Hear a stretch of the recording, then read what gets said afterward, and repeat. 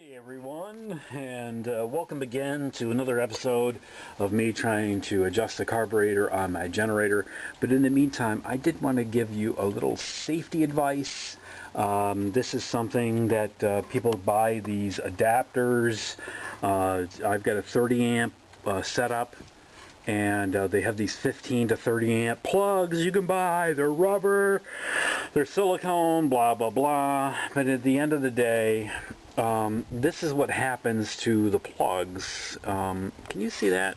I'm going to zoom in a little bit. I'm going to pull back and zoom in. And do you see what that is? Look at that. That's all a bunch of goop that has basically just oozed out of the plug. And I had to smack this thing so hard to undo it. Not so bad on this side, but as you can tell, I've already pretty well cracked it. There's an outer casing here, and not only that, okay, so this looks pretty goopy and nasty, and I keep pulling away, and I would really love for this thing to actually be, you know, have some sort of focus on it, but it is what it is. So I'm going to leave that up there, and I'm going to pull back a little bit, and then I'm going to show you the resulting, what my wonderful heavy gauge extension cord was, with the little indicator LED inside the plug, clear plug, to let me know it was actually plugged in. It doesn't really work anymore. The light does not work anymore because of, oh, look at that. Isn't that wonderful? Let's zoom in on that a little bit and see what happens to your plug, even with pretty much very minimal load. I did not run an air conditioner. I did not run the refrigerator or any other high load stuff. This is pretty much just it plugged in and minimal lights and TV on, and it pretty much, you look at this, it fried my plug. And so this is why you need to understand that. Probably, I wasn't home, so that wasn't such a big deal, but these adapters are not all they're really cooked up to be. I mean, sorry for the pun, but look what they do when they really ruin your setup.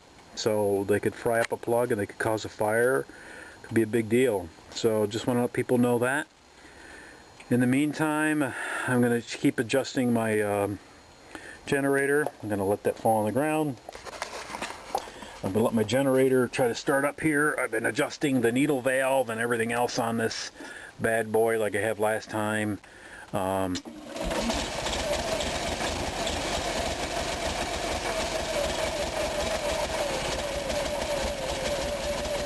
Wonderful. That's just great. Oh my goodness. Let's just back off the valve a little bit. There we go. Let's try it again.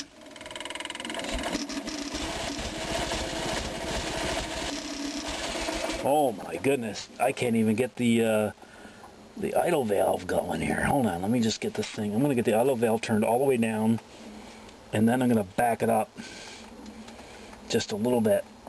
That's back. That's tightened down all the way. 1,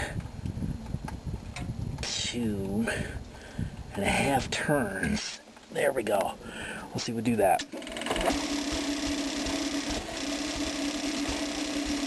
Oh, that just sounds great, doesn't it?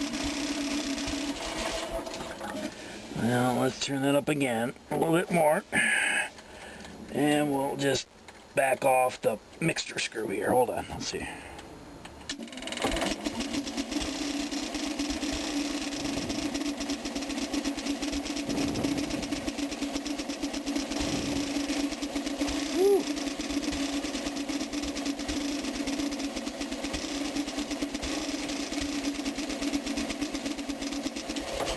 Boy, it won't even start up. That's crazy. So in the meantime, I'm going to turn this down. Try to turn the mixer screw down all the way as I can, and then I'm going to back it up a little bit. Wow. Okay, so I'm going to turn it back. Ow. Oh, wow. That is really tough to do. but I'm going to do it.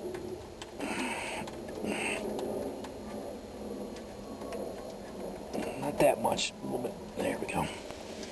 So I'm going to go back here, do that, and see what I can do here.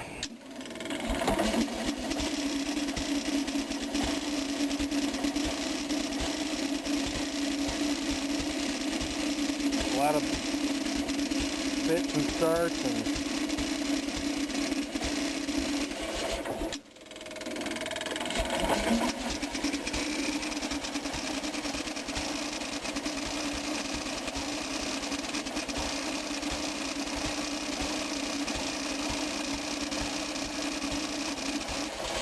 we'll switch. I had a maybe I'm going to choke down the auto screw quite a bit there and see if I can get her down that much, see what happens.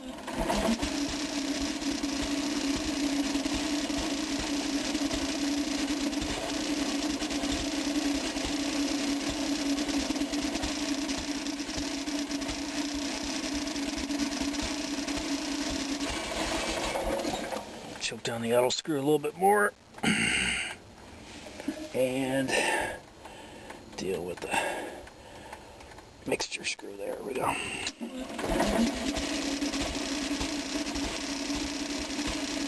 Probably flooded at this point.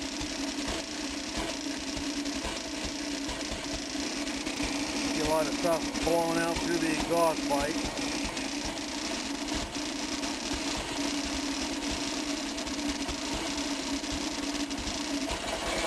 Sounds like we've got a lot of fluid in there. Hold on.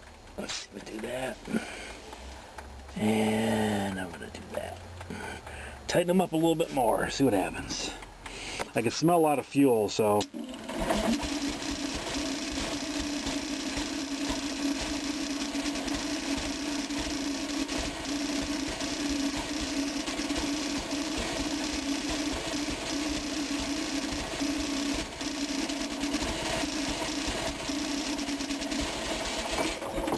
Wow.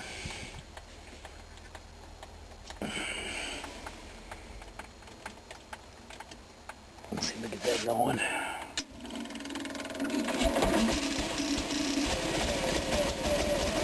Up. A little better.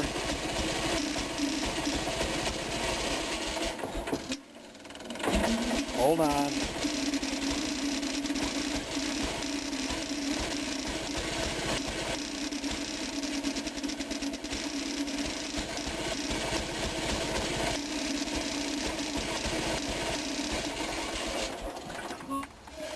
Okay, well, we're going to go a little leaner, and we're going to choke down that idle valve a little more.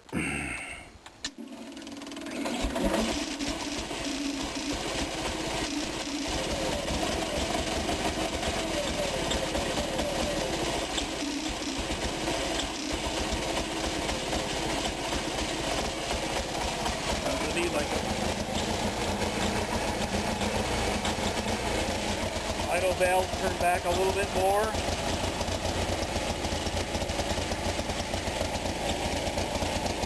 Yep.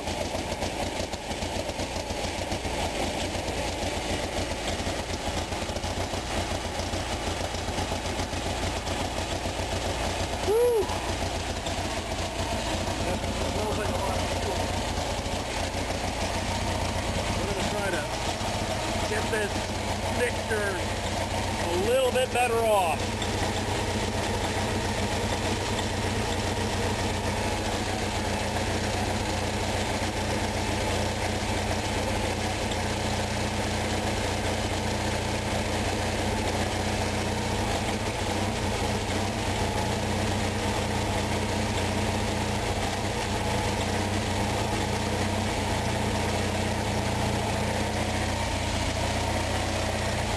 Warming up a little bit. You can't see it, but it's right about there, midpoint.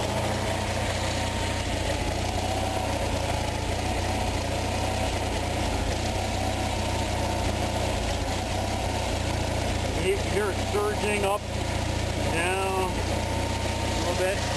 That might be the idle mixture. Let me try that real quick.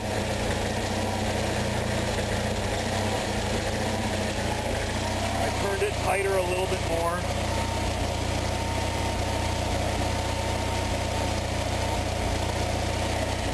Get a lot of backfires out of this one.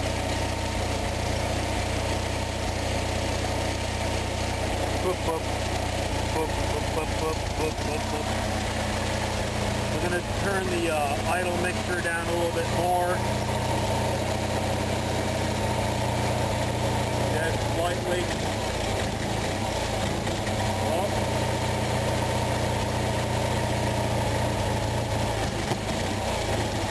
A little backfiring. Back off just a little bit.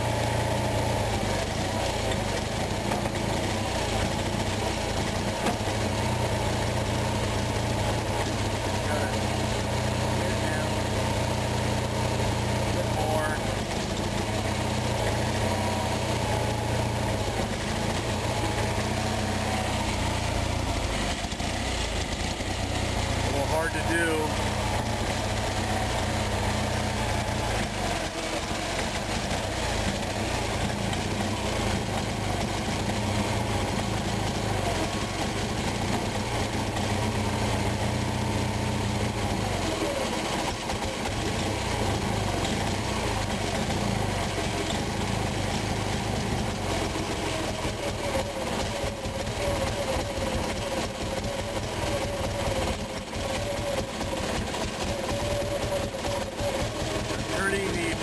The idle mixture through,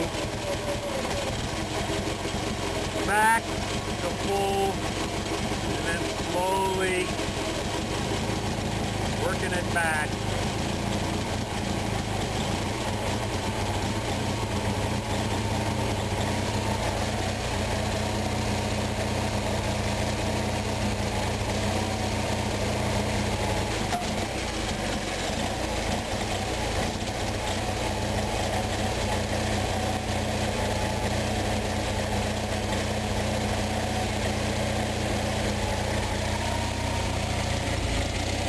Without knowing what the original adjustments are, it's very difficult to try to get this genset adjusted. I'm probably going to have to take the whole thing apart and figure out, rebuild the carburetor. But the big thing would be to try to get it to some sort of agreeable running state. And again, I'm literally using my fingers, adjusting the idle screws back and forth gently while I'm doing this. It's between two of them. It's the idle screw in the back, and it's the mixture screw, the rich lean screw on the side. So I'm literally just trying to make adjustments as I go along and how it's running to eliminate the backfires, which usually are a rich condition. Too much fuel blows up past spark plug. Trying to adjust it down a little leaner as I go down tighter. And at the same time with the, you can hear that. Surging again a little bit. When it surges, I think the idle mixture is a little bit too much. So I'm going to turn it down just a little bit.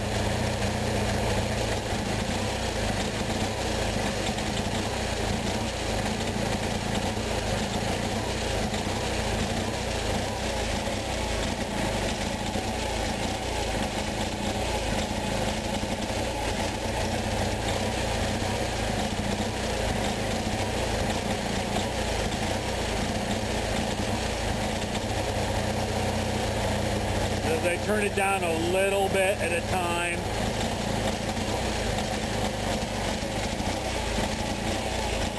It starts to surge a little bit and it back off. And I'm tightening down the rich screw here.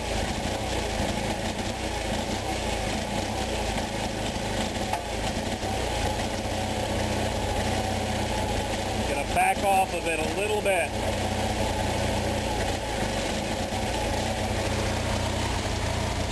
You hear it totally bang bang.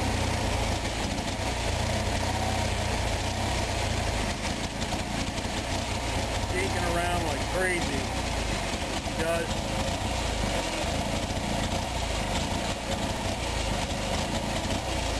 He does not like kicked around like that.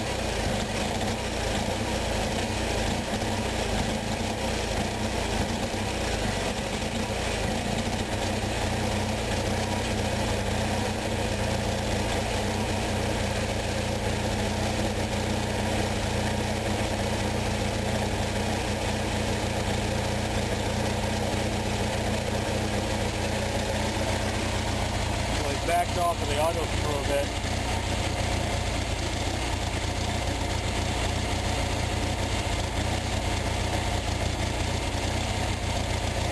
It's like a matter of going one to the other to try to come up with some sort of compromise between the two.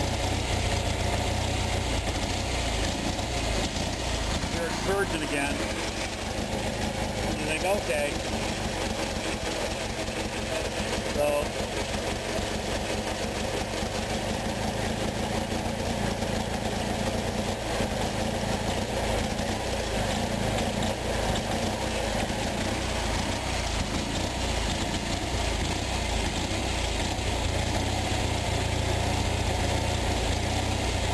it's almost like it clears itself up for a while. That's the way it should be running right now, like that. But again, I still hear occasional backfires, like little gentle boom, boom, boom, boom, boom, boom, boom out here, which tells me it's not running the way it should. Oh, it's very, very interesting and a little frustrating. Oh, here we go again. Tiny adjustment on the mixture. Just to see what it'll do. Like literally an eighth of a turn. And hear what it's doing. Alright, a little bit more later. I'm getting a little tired, it's getting kind of cold, and I got the grill heating up for dinner tonight. A little bit more later. What we've got here is I'm starting to take out the carburetor now. So I've got the air cleaner cover, the securing plate, a couple of the wing nuts here, as you can see. This is the clip for the governor rod. I don't know if you can see that, but there's clips that hold onto the actual rod. This part goes onto the hub there. You can see in there. That's where that goes. And so you've got the governor rod, which sits on that controller there, and that goes in there like that. I don't have it, there it is. So you can kind of slide it in there, and that clip helps secure that. So I've got that disconnected. Went to disconnect the fuel line, and I got to tell you, these are like brake line connections. Here, you can see I've disconnected it from the fuel pump, which it goes up here, follows this little. There's a little clip here that holds onto it. It goes back around into this side of the carburetor. Now, the problem was, I'm trying to take it off. It's a 7/16 nut, and she's just not turning much at all. It's just really stiff. So instead of breaking the line, I just disconnected it down here. And what I'm doing next is, because you can't get to these 1/2-inch bolts that hold the carb onto the manifold, it's just a royal pain. You pretty much would have to take the exhaust manifold off, which I'm not doing again. I've already taken that off on another project. I'm going to take off the manifold itself, the intake manifold, clean all that up too. I've got what was left of the bracket that used to go on here, that used to hold the shield, which is gone. I still have it.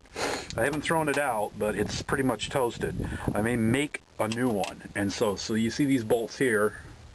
It's a little crispy too. It's got some corrosion on it down below. I don't like that very much. I'm gonna have to clean that up. So these bolts go in here like this. I may replace the bolts with some new ones. So the bear of the job is I got to get back inside there, and actually it's kind of dark, as you can imagine, back in there and get those other two nuts off, two bolts out, and loosen up the exhaust manifold. So as you can see here, back here, back in here is the, I'm going to try to get a shot of that. That's the fuel line coming in. And this bracket for the governor actually gets in the way. It's very difficult to try to get to anyways, but in the meantime that was so stiff, I do not want to strip that nut. So I'm just going to take the whole assembly out. Once I get the carburetor out, the fuel line will come out with it. Alright, onwards and upwards, and then next step we're going to be pulling the carburetor, the intake manifold out, and then cleaning them up, and then disassembling and reassembling the carburetor. Stay tuned. Alright, I'm back. I've got my 1/2-inch ratchet here. Been warming it up in the office because I really don't feel like touching any more cold metal than I have to. And what I've got to do here is I got to get back in there and undo the 2 bolts for the exhaust manifold. I am going to put, I don't know where I'm going to put this, but I'm going to put this somewhere and try to do it so it makes sense. So maybe I'll put it right, get this set up a little bit. See if that'll work. All touchy as that's concerned. Looks like we're okay. There. Alright, so I'm going to get back in here. Put a couple pieces on that side so I'm not going to lose them by accident. And of course, with this, there we go. With this setup here, I've got a couple of extensions on it just to get myself clear. And I got to hunt down where the bolts are. This one's right over there. Of course, right where the air cleaner is. So I kind of that's tight, so put that way. See if I can. That one's got the other bracket on it. That broke off.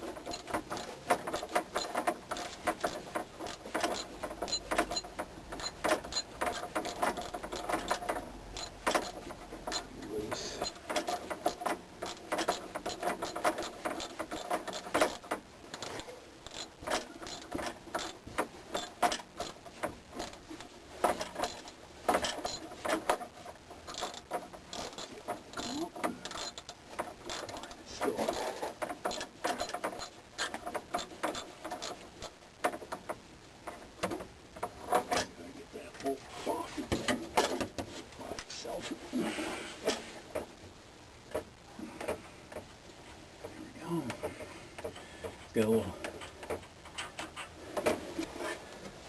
little chunk of the bracket with it. What was left on that side that broke off when the shield decided to self-destruct. I gotta find the other one. The other one should be in pretty close proximity to the other one. So that moves back there a little bit more. Front. See it.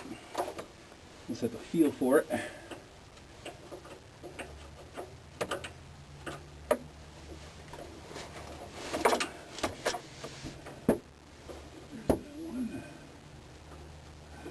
Feels like.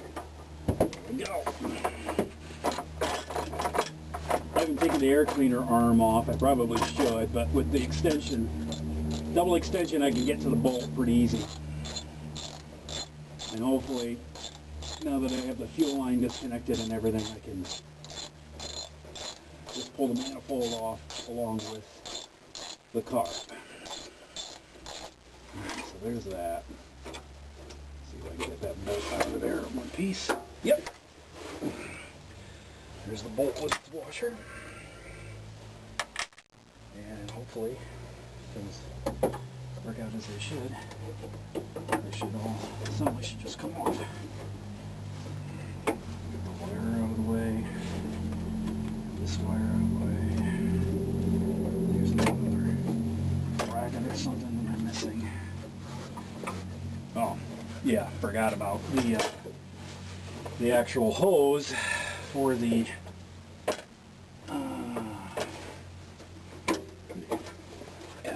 I don't know if that's going to pop off or not. Yeah, it does. All right. There's a little hose for the manifold rebreather. Oh, there we go. And I can feel the gaskets going away. Gotta work this fuel line around a bunch of stuff. Gotta pull the plug.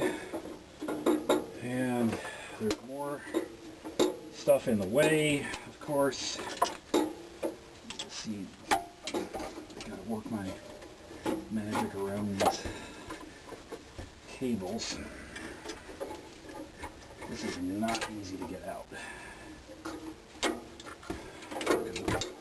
It's really the shape of the... This is going to be fun going back in, I'll tell you.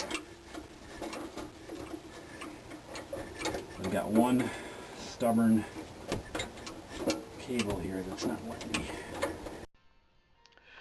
Well, here you go. I've been soaking this carburetor in parts cleaner, and most of the paint, most of that green Onan Cummins paint has come off of the carburetor, which is just fine by me. There's some code numbers here I'm beginning to see. Just, you can see the gasket for the intake manifold here. It's like half squeezed out, whatever. I may look at redoing that gasket. Depends on what kind of shape it's going to stay in.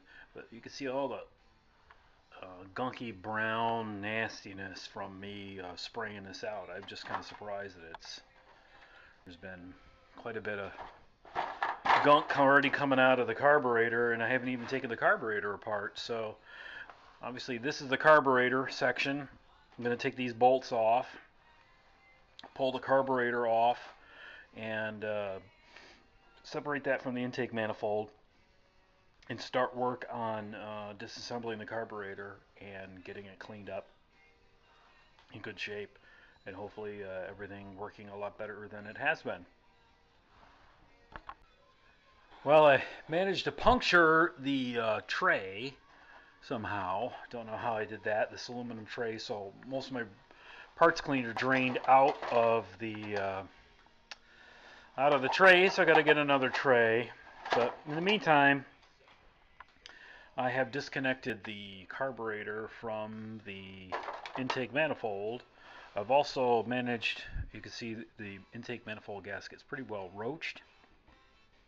I'm going to make a template of this, and actually I've got gasket material.